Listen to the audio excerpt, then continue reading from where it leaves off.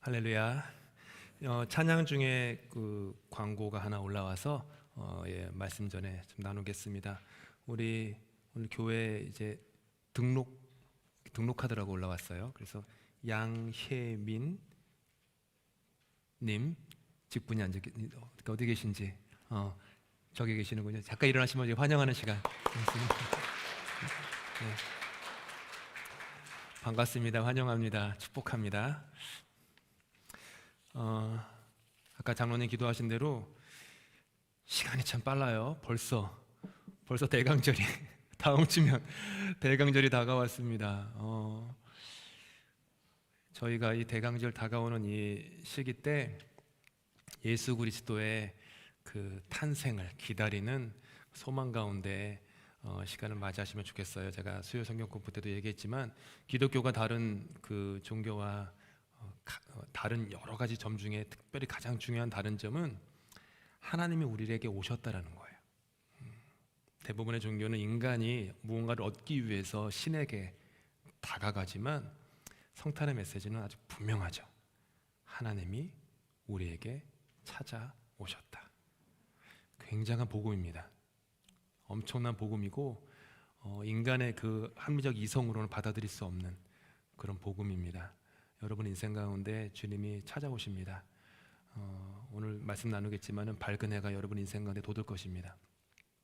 그런 기쁨 가운데 하시면 좋겠고, 원래 제가 이번 주에 아브라함 설교가 이제 성경 공부가 끝나고 그 다음에 이제 야곱 이야기로 가려고 했는데 대강절이니까 그것보다는 야곱 이야기는 1월 첫째 주 수요일부터 야곱의 이야기 한 10주 정도 말씀 공부하고 그동안 한 4주 5주 정도는 제가 그냥 요 앞에서 그 하이체어 앉아가지고 기타 치면서 그 크리스마스 캐롤 수요일마다 좀 성탄 기간인데 생각보다 교회에서 성탄절 노래를 많이 안 불러요. 생각보다 안 부릅니다. 그래서 수요일마다 성탄 그 캐롤을 많이 부를 거예요. 그리고 성경의 마태, 마가, 누가, 요한복음에 나오는 그 예수의 탄생 이야기, 영어로는 네이티비티 스토리, 한국말로는 이게 정확히 번역이 안 되는데 아마 포스터에는 위대한 탄생 이라고 올라갈 겁니다. 조용필의 위대한 탄생이 아닙니다. 위대한 탄생으로 올라갈 텐데 그래서 크리스마스 캐롤과 위대한 탄생 이렇게 해서 말씀을 읽고 성경 공부라기보다 그냥 말씀을 그 탄생 이야기를 쭉 읽고 또 캐롤 부르고 이야기 읽고 캐롤 부르고 이런 시간을 가질 테니까 시간 되시는 분들은 찾아오셔서 여러분이 가질 이 성탄의 계절을 좀 밝게 빛나게 하시면 좋겠습니다. 오늘 우리에게 주신 말씀 누가복음 1장 67절부터 80절입니다. 누가복음 1장 67절부터 80절. 오늘로써 누가복음 1장이 끝납니다. 드디어 제가 계획한 건 아니지만 하필이면 다음 주 성경 본문부터 성탄의 이야기가 공교롭게도 시작됩니다. 제가 계획한 건 아니에요. 그냥 정말로 그렇게 맞아 떨어진 거예요. 그래가지고 다음 주부터 예수님 여관에 묵을 곳이 없어서 말구에 나신 본문이 다음 주거든요. 하필이면 딱 대강절 주일에 그렇게 본문이 떨어지니까 오늘은 마지막 누가복음 1장 함께 묵상하겠습니다. 67절부터 80절까지 저와 함께 한 절씩 교독하도록 하겠습니다. 제가 먼저 67절 읽겠습니다. 그 붙인 사가랴가 성령의 충만함을 받아 예언하여 이르되 찬송하리로다 주 이스라엘의 하나님이여 그 백성을 돌보사 속량하시며 우리를 위하여 구원의 뿔을 그 종 다윗의 집에 일으키셨으니 그것은 주께서 예로부터 거룩한 선지자의 입으로 말씀하신 바와 같이 우리 원수에게서와 우리를 미워하는 모든 자의 손에서 구원하시는 일이라. 조상을 긍휼히 여기시며 그 거룩한 언약을 기억하셨으니 곧 우리 조상 아브라함에게 하신 맹세라. 우리가 원수의 손에서 건지심을 받고 종신토록 주의 앞에서 성결과 의로 두려움이 없이 섬기게 하리라 하셨도다. 이 아이여 내가 지극히 높으신 이의 선지자라 일컬음을 받고 주 앞에 앞서 가서 그 길을 준비하여 주의 백성에게 그 죄 사함으로 말미암는 구원을 알게 하리니 이는 우리 하나님의 긍휼로 인함이라. 이로써 돋는 해가 위로부터 우리에게 임하여 어둠과 죽음의 그늘에 앉은 자에게 비치고 우리 발을 평강의 길로 인도하시리로다 하니라. 아이가 자라며 심령이 강하여지며 이스라엘에게 나타나는 날까지 빈 들에 있으니라. 아멘. 돈눈해가 위로부터 우리에게 임하여 라는 제목으로 하나님이 우리에게 주시고자 하는 그 메시지 함께 나누도록 하겠습니다. 요한의 아버지가 사가랴죠. 요한의 아버지 사가랴가 아무 말을 하지 못하는 그 침묵의 9개월을 보냈습니다. 가브리엘 천사가 사가랴에게 와서 아기를 낳게 될 것이다 라고 했는데 사가랴는 믿지 못했어요. 그래서 거기에 대한 증거로 9개월 동안 사가랴는 말을 못하게 되었습니다. 침묵의 시간을 9개월을 보낸 거예요. 근데 그 침묵의 시간이 그냥 침묵의 시간이 아니라 사가랴에게는 그 9개월 동안 그의 속사람이 그 변화받는 연단의 풀무불 같은 9개월을 보낸 거예요. 아무 말도 하지 못하는 9개월 동안 많은 것들을 고잉 스루 했겠죠. 그동안 그 마음이, 그 삶이, 그 영혼이 연단을 받은 거예요. 그러니까 지난주에 우리가 할례에 대해서 깊이 묵상했죠. 그 9개월 동안 사가랴는 이 할례, 즉 마음에 이 칼자국이 이렇게 났던 거예요. 딱딱했던 불신앙의 껍질이 할례로 말미암아 갈라지게 되고 그 갈라진 틈으로 주님의 은혜가 새롭게 흘러들어가게 된 것이죠. 그리고 사가랴는 아들을 낳은 지 8일 만에 유대 규례에 따라 이제 할례식을 베풀게 되어서 이웃들과 친족들이 다 모여 있는 그 자리에서 하얀 밀랍이 덮여 있는 작은 서판을 가져오라고 하죠. 왜냐하면 그때 아들의 이름을 다 자기의 이름을 따라서 사가랴라고 져야 한다라고 하니까 엘리사벳, 그 사가랴의 아내 되는 엘리사벳이 아니다, 요한이라 해야 된다. 그러니까 사람들이 놀라죠. 한 번도 그런 적이 없으니까. 그래서 쿡쿡 치면서 좀 아내 좀 어떻게 해봐, 왜 저러셔라고 이렇게 했던 거예요. 그러니까 사가랴가 말을 못하니까 손짓해가지고 작은 서판 갖고 오라고 한 다음에, 당시에는 이렇게 볼펜 이런 게 없었으니까 아주 날카로운 천필이 있어요. 천필로 그 하얀 밀랍이 덮여져 있는 그 서판 위에다가 한 번도 써보지 않은 새로운 글씨를 쓰죠. 제가 그것을 그 서판 위에다가 할례를 긋는 거니까, 그어서 가르는 거니까 또 새로운 할례 의식이다, 그 얘기를 했어요. 거기다 이렇게 쓰죠. 그 아이의 이름은 요한이다. His name is John. 딱 쓴 거예요. 그렇게 쓰자마자 그의 혀가 풀리고 예언의 찬양이 그의 입술을 통해 울려 퍼집니다. 그 예언의 찬양이 오늘 우리가 함께 읽은 본문입니다. 사가랴의 찬양은 두 가지로 나누는데, 첫째, 그의 찬양은 하나님을 향합니다. 우리의 죗값을 대신 지불해 주시기 위해 하나님이 우리를 찾아오셨다. 찾아오신 하나님, 그 얘기를 해요. 그 다음에 오래전에 아브라함에게 약속하신 대로 다윗의 집에 메시아를 일으키시고 구원의 능력을 우리 삶의 중심에 두셨다. 그리고 그 구원자로 말미암아 우리 모두를 원수들과 우리를 미워하는 사람들의 손에서 건지셨다. 그로 인해서 우리로 하여금 세상 걱정 없이 오직 하나님 한 분만 예배하며 우리가 사는 모든 날 동안 주님 앞에 거룩하게 하셨다. 이게 이제 앞부분에 나오는 사가랴의 찬양의 그 내용이에요.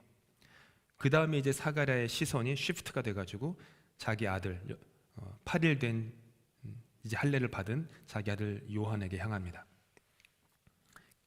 자기 아들이 특별한 인생을 살 것인데 어떤 인생이냐 하면 예수 그리스도의, 메시아 예수 그리스도의 앞길을 평탄케 예비하는 예언자의 사명을 수행할 것이다. 그러니까 예수가 걸어가시는 길이 거친 길이 될 것인데 세례 요한이 먼저 가서 그 길을 고른다라는 거죠. 왕이 행차하게 되면은, 지금도 그렇지만 돌아가신 엘리자베스 여왕이 캐나다를 방문하시거나, 만약 지금 찰스 왕이 캐나다를 방문하거나, 국빈이 한국에 오시거나 그렇게 되면은요, 그냥 그렇게 맞이하는 법이 없습니다. 그분들이 다니는 길이 어딘가를 보고 그 길을 평탄하게 예비합니다. 신호등은 어떻게 돼 있지? 교통 상황은 어떻지? 이런 거 평탄하게 골라요. 당연히 해야 되는 일이죠. 세례 요한이 예수님에게 그런 존재가 될 것이다. 예수님이 미리 오시는 길에 미리 와서 그 길을 평탄케 할 것이다. 이게 아버지 사가랴가 자기 아들을 보면서 예언하는 거예요. 그 다음에 캄캄한 어둠을 가르고 돋는 해가 위로부터 임하는 것을 목격하게 될 것이다. 아들아, 너는 그걸 목격하게 될 것이다. 그 빛, 예수는 죽음의 그늘에 앉아있는 사람들에게 비춰질 것이고, 그 빛은 우리 인생의 길을 한 걸음씩 밝혀서 우리로 하여금 특정한 길로 인도하시는데, 그 빛이 인도하는 길이 있는데 그 길이 무슨 길이냐 하면은 평화의 길이다, 평강의 길이다 라는 거예요. 그 길로 우리를 인도할 것이다. 이게 이제 사가랴가 그 노래한, 누가는 사가랴의 노래를 그냥 찬양이라고 하지 않고 예언했다라고 얘기해요. 성령의 감동을 받아서. 그러니까 사가랴의 노래는 예언 찬양이에요. 일부는 하나님에 대한 거, 그리고 메시아에 대한 거, 2부는 자기 아들 요한에 대한 그 예언 찬양을 함으로써 마무리하죠. 그 다음에 아이가 장성하여지고 빈들에 가서 요한이 살았다. 나중에 이제 성인이 된 세례 요한을 묵상하게 될 본문이 나오면은 왜 빈들에서 요한이 있었는지 그 다음에 묵상하도록 하겠습니다. 오늘 설교의 제목이 화면에 보시는 대로 돋는 해가 위로부터 우리에게 임하여입니다. 함께 한번 읽어볼까요? 시작. 돋는 해가. PI에서 지낼 때 매년 그 부활주일 새벽에 교인들과 함께 그 동쪽 대서양 해안으로 갔습니다. 뭐 해안가 마을이니까 별로 안 가, 한 몇십 분만 가면 동쪽 대서양, 광활한 대서양이 펼쳐 있는 해안가죠. 거기서 이제 어두컴컴한 때 도착해가지고 가만히 있으면은 조금 지나면 어둠을 가르고 수평선 위로 해가 머리를 이렇게 내미는 것을 봅니다. 서서히 강렬한 빛이 임해서 어둠을 사르고 마침내 새날이 시작이 되죠. 그 부활절 새벽에 모인 모든 성도들이 함께 그 자리에서 그 노래해요. 살아계신 주, 나의 참된 소망, 걱정 근심 전혀 없네. 사랑의 주, 내 갈 길 인도하니 내 모든 삶의 기쁨 늘 충만하네. 그 살아계신 주라는 물론 영어로 하죠. 한국말로 하지 않고 영어로 네. Because he lives, I can face tomorrow 이렇게 노래를 불러요. 그러니까 한국 가사랑 좀 달라요. 그러니까 영어 가사는 예수께서 살아계시기 때문에 나는 지금도 내일을 직면할 수 있습니다. 맞이할 수 있습니다. 그게 이제 가사예요. 근데 우리는 이제 살아계신 주 이렇게 고백을 하는데 그렇게 얘기를 해요. 여러분, 제 아무리 짙은 어둠도요, 해가 돋으면 일시에 물러갑니다. 지금 일시에 물러가잖아요. 잠깐 어두웠는데 제가 요 센텐스 하는 동안 해가 뜨니까 일시에 물러가요. 여명의 동력빛이 우리에게 이렇게 임하면, 위로부터 우리에게 임하면 여러분 인생의 모든 어둠, 모든 절망, 모든 허무, 모든 아픔, 모든 슬픔, 모든 상처들은요 일순간에 물러갑니다. 예수는요 우리들의 돋는 해, 밝은 빛이 되어주세요. 어둠 속을 헤매던 사람들이요 그 빛을 보게 되었어요. 짙은 그늘이 드리운 땅에 살던 그 자들 위로 그 빛이 떠오르는 거죠. 구름 사이를 가르고 광선처럼 햇살이 비추이는 거예요. 이처럼 돋는 해가 위로부터 우리에게 임하니 허무했던 인생의 의미와 목적이라고 하는 새싹이 돋아나게 돼요. 어둠을 가르는 햇살처럼 딱딱한 땅을 가르고 새 생명이 솟아오릅니다. 상처는 치유되고 절망은 소망의 온기로 덮여요. 무기력했던 인생에 생명의 기운이 움터오고 두려움은 용기의 옷을 입습니다. 사랑은 미움을 몰아내고 굳은 마음은 이내 부드러워집니다. 돋는 해가 위로부터 우리에게 임하면 이런 일들이 일어나요. 말라기 선지자가 이렇게 말했습니다. 내 이름을 경외하는 너희에게는 의로운 해가 떠올라서 치료하는 광선을 발할 것이니, 그렇게 위로부터 해가 떠올라서 우리에게 임하면 어떤 일이 벌어지냐면 너희는 외양간에서 풀려난 송아지처럼 뛰어다닐 것이다. 놀라운 예언의 말씀이에요. 복음이에요. 돋는 해가 위로부터 우리에게 떠오르면 말라기 선지자의 말처럼 우리 안에 모든 상처가 치유되는 거예요. 돋는 해가 위로부터 우리에게 떠오를 때 우리는 외양간에서 풀려난 송아지처럼 자유하게 돼요. 외양간에서 풀려난 송아지처럼 막 힘있게 뛰노는 그런 인생으로 변하는 거예요. 여러분 모두가 여러분을 묶고 있는 그 외양간, 그것이 뭔지 모르겠어요. 여러분을 구속하고 있는 그 외양간에서 돋는 해가 여러분 위로부터 임하여 풀려나 송아지처럼 뛰어다닐 수 있기를 축복합니다. 내년 1월부터 매주 수요일에 묵상할 야곱이 있어요. 공부를 더 해야 되기 때문에 어떤 주제로 할지 모르지만 아마도 내년부터 있는 1월부터 성경 공부의 제목이 제 생각에는 그 지렁이 같은 야곱아, 그게 될 것 같아요. 지렁이 같은 야곱아. 그러면서 얼마나 우리가 지렁이처럼 살고 있는지 그거를 10주 동안 묵상하고 싶은데, 아무튼 야곱에 대해서 묵상하면 야곱은요 평생을 그림자 인생으로 살았어요. 이게 야곱이에요.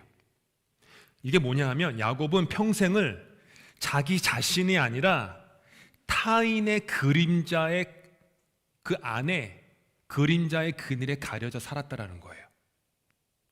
자기가 가지지 못했던 모든 것을 가졌던 형 에서의 그림자로 그는 살았어요. 에서라고 하는 그 그늘 아래에서 헤어나오지 못하는 그 집착, 야곱은요 굉장히 집착이 강한 사람이거든요. 엄청나게 평생을 집착으로 살았어요. 그 그림자 인생으로, 그 집착의 그림자로 살았던 거죠. 야곱의 머리 위로는 돋는 해가 떠오르지 못했어요. 그는 외양간에서 풀려난 송아지처럼 뛰지도 못했어요. 성경에서 야곱이 평생을 사는 동안 똑같은 질문 하나를 인생에서 2번 받아요. 화면에 있는데 20년 전에 형 에서의 축복을 가로채고자 어머니와 공조해서 몸에 털을 덕지덕지 붙이고 눈이 어두운 아버지 이삭을 속이기 위해 찾아갔을 때 아버지 이삭이 야곱에게 물어봐요. 네 이름이 무엇이냐? 굉장히 심오한 질문이에요. What's your name? 너의 이름이 무엇이냐? 그림자 인생을 살았던 야곱이 아버지에게 이렇게 대답해요. 내 이름은 에서입니다.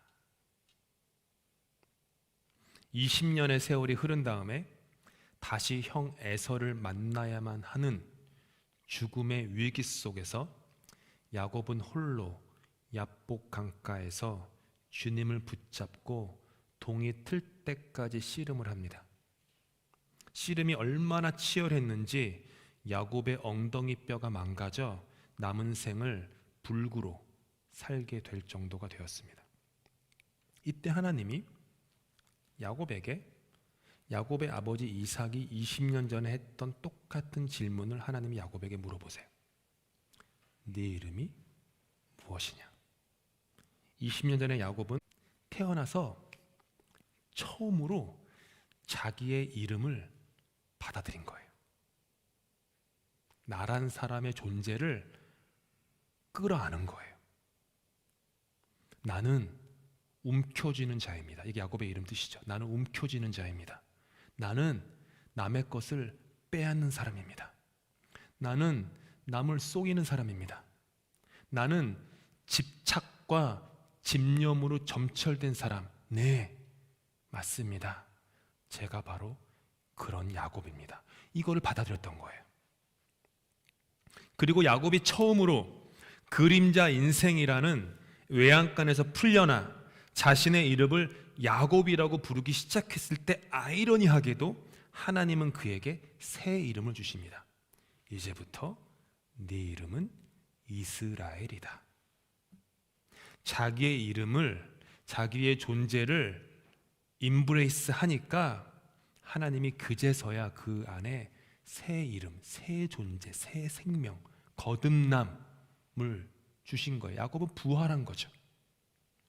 이때 성경이 이렇게 이 사건을 정리해요. 창세기 32장 31절 말씀. 그가 브니엘을 지날 때 뭐라고요? 해가 솟아올라서 그를 비추었다. 그냥 성경을 읽으시면 그냥 날이 밝았구나 이렇게 읽으실 거예요. 절대 성경은요 단어 하나도 허투루 쓰는 법이 없습니다. 1.1획도의 성경은요 점 하나도 허투루 찍는 법이 없어요. 성경은요 다 의미가 있어요. 그림자 인생을 평생을 살던 야곱에게 드디어 해가 솟아올라서 그를 비추었다. 이 얘기예요. 그는 엉덩이뼈가 어긋났으므로 절뚝거리며 걸었다. 엉덩이뼈가 어긋나 절뚝거리며 걷는다 하여도 외양간 그림자에 갇혀있던 야곱은 거기서 풀려나서 이스라엘이라고 하는 새로운 송아지가 되어서 힘있게 뛰어다니는 인생이 되었다. 라는 놀라운 복음의 이야기죠. 엉덩이뼈가 어긋나지도 않았는데 사울은 그 인생을 비틀거리는 걸음으로 살았던 사람이에요. 그는 율법이라고 하는 외양간에 갇혀 있었어요. 여러분 꼭 기억하셔야 되는 게 율법이라고 하는 율법이 참 아름다운 거예요. 율법이 아름다운데 그 율법이 나를 구속하고 매는 외양간이 돼버리면 어떤 일이 일어나냐면 언제나 내 안에 분노가 있어요. 화가 늘 치밀러 올라요. 율법으로 사는 사람은 언제나 그 안에 분노가 있어요. 늘 화가 있어요. 늘 호전적이에요. 그런 사람은. 그리스도인들도요 율법주의에 빠져있는 사람들은요 마음에 여유가 없어요. 이 사람들은 용서도 없고 다른 사람을 받아들이지 못해. 늘 호전적이에요. 늘 분노가 있고 화가 있어요. 바울이 그랬어요. 사울 시절에 자기가 가진 권력으로 타인에게 위해를 가함으로 내 삶이 옳다는 것을 증명하는 삶을 살았었죠. 각광이라는 말이 있죠. 각광받는다. 여러분 각광의 뜻이 뭔지 아세요? 각광의 뜻이 뭐냐면 사전적인 의미가 무대 아래에서 나를 비추는 빛, 그거를 각광이라고 그래요. 저 위에 있는 스포트라이트이 아니라 요 아래에서 나를 이렇게 비추는 빛. 그러니까 사람들이 잘 보죠, 나를. 바울은요 각광받는 인생을 살았어요. 인생 속에 사람들이 다 그를 쳐다보고 유명하고 소위 말하는 잘 나가고 공부도 잘했고 그의 스승은 유대에서 제일 잘 나가는 스승이었고 그 젊은 나이에 바리새파가 돼가지고 너무 떵떵거리며 살던 그런 각광받는 인생이었는데 정작 그의 삶은 칠흑과도 같은 어둠에 덮여 있었을 뿐이죠. 열정적인 삶을 살았어요. 여러분 바울은요 예수 믿기 전에도요 저와 여러분과 비교도 할 수 없을 정도로 열심으로 살았던 사람이에요. 여러분 근데 그렇게 열정적인 삶을 사는 동안 단 한 번도 그는 자유한 적이 그리고 행복했던 적이 진정으로 웃었던 적이 없었어요.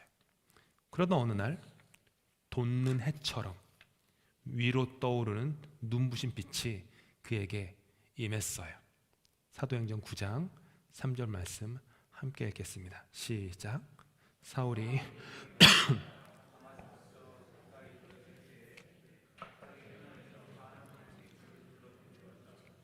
그 빛이 너무나도 밝아가지고 그의 눈이 멀게 되었어요.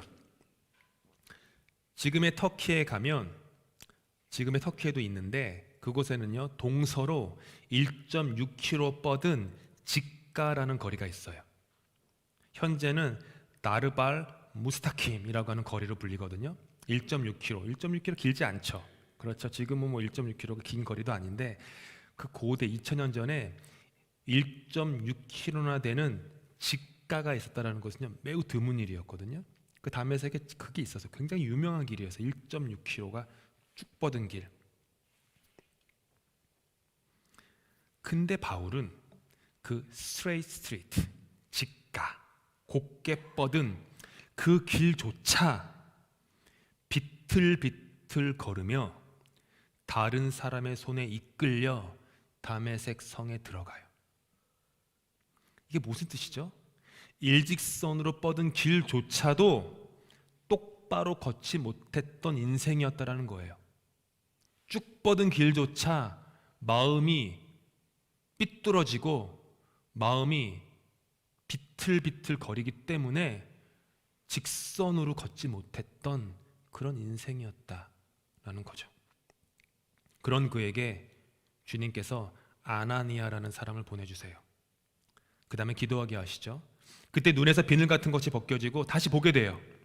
돋는 해가 위로부터 그에게 임하였을 때 영혼의 눈을 가렸던 비늘이 벗겨지고 그의 걸어가는 길 위에 참빛이 비추게 되죠. 돋는 해가 위로부터 그에게 임하니까 외양간에서 풀려난 송아지처럼 뛰놀 수 있게 되었어요. 돋는 해가 위로부터 그의 길을 밝게 비춰주니까 바울은 더 이상 비틀거리지 않고 자기에게 주어진 사명의 길을 똑바로 걸어갈 수 있게 되었어요.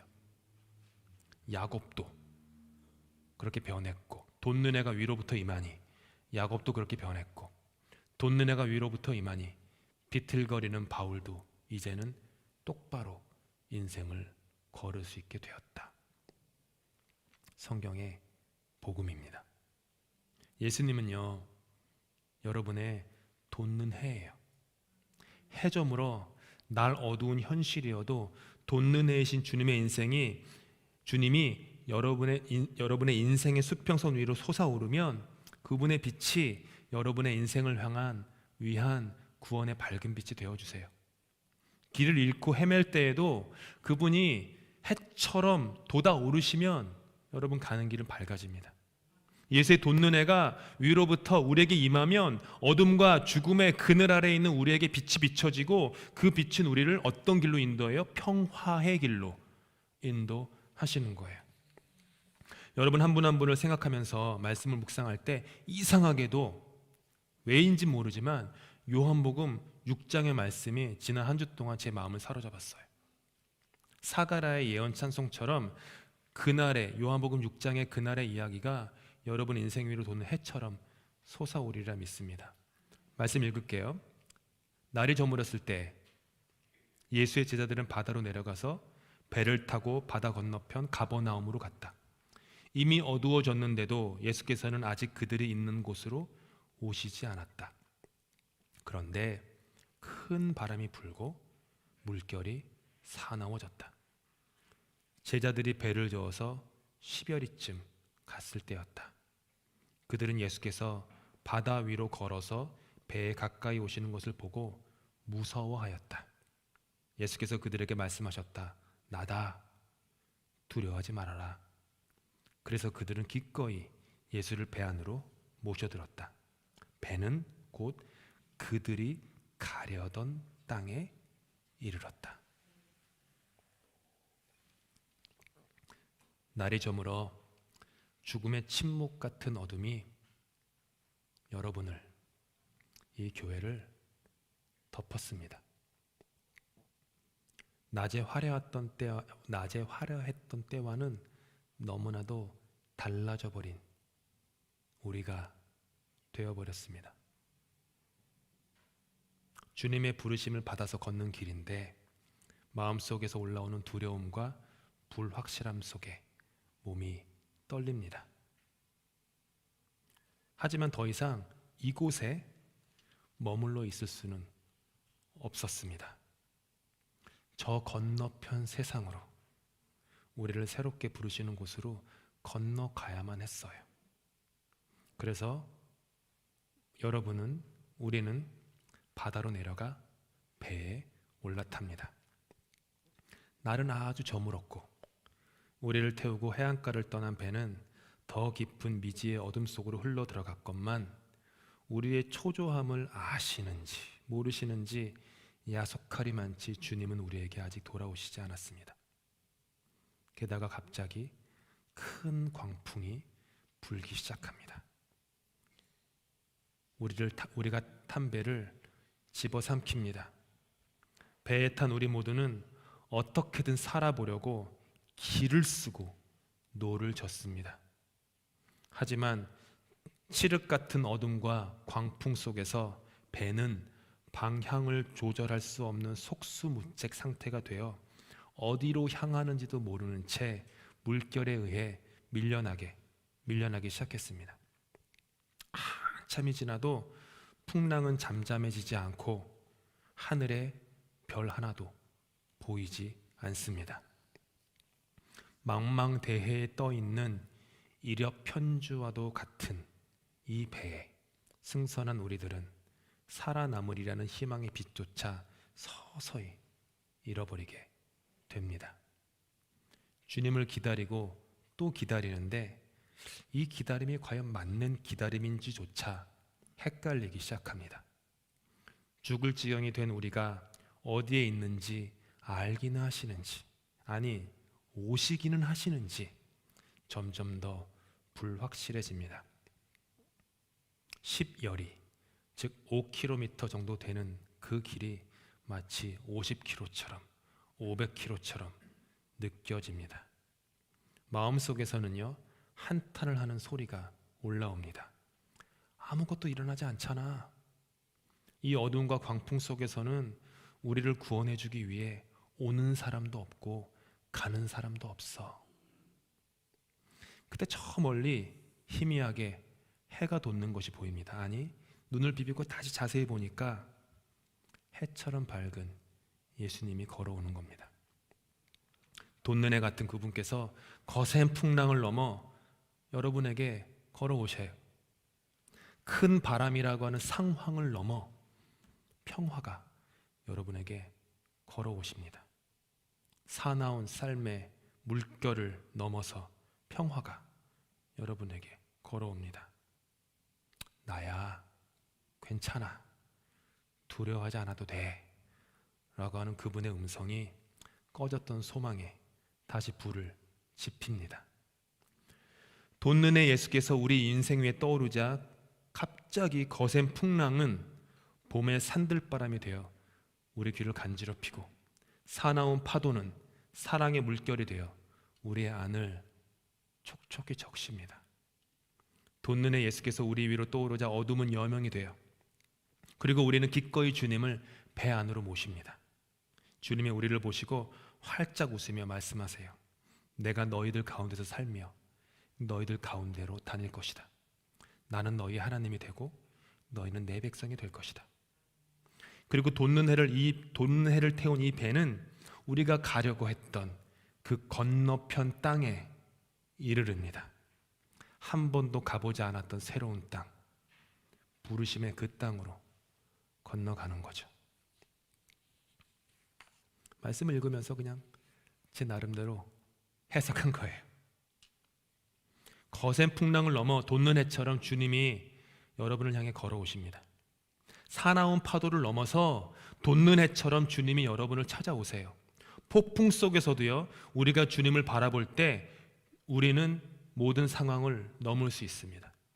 풍랑 속에서도 우리가 주님을 바라볼 때 우리는 인간의 생각을 넘을 수 있습니다. 평화로다. 하늘 위에서 내려오네.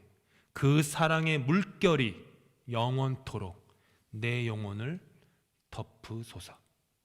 평화의 물결이 우리의 심령 안으로, 인생 안으로 흘러들어옵니다. 오직 주님 한 분만이 우리의 주님이 되시니 이제 우리는 그 풍랑 위를 걸을 수 있게 됩니다. 그리고 그 물결은 주님의 물결이 되어서 우리의 발을 평화의 길로 인도하십니다. 아멘. 다윗이 죽기 전에 남긴 예언과도 같은 유언의 말씀을 나누고 설교를 마치도록 하겠습니다. 그는 돋는 해의 아침빛 같고 구름 없는 아침 같고 비 내린 후에 광선으로 땅에서 우미 돋는 새풀 같으니라 하시도다. 다윗은 하나님이 자신을 돋는 해처럼 빚어주셨음을 지금 유언해서 찬양하고 있습니다. 여러분 한 분 한 분 바로 돋는 해와 같은 그런 사람이 되시기를 축복합니다.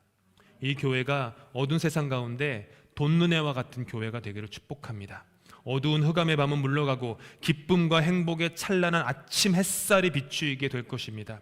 근심, 걱정, 염려의 구름이 완전히 거친 청명한 하늘처럼 순수하고 영광스러운 기쁨과 행복의 아침이 열릴 것입니다. 외양간에서 풀려난 송아지처럼 우리 주님의 목장에서 기뻐 뛰놀게 될 것입니다. 기도하시겠습니다.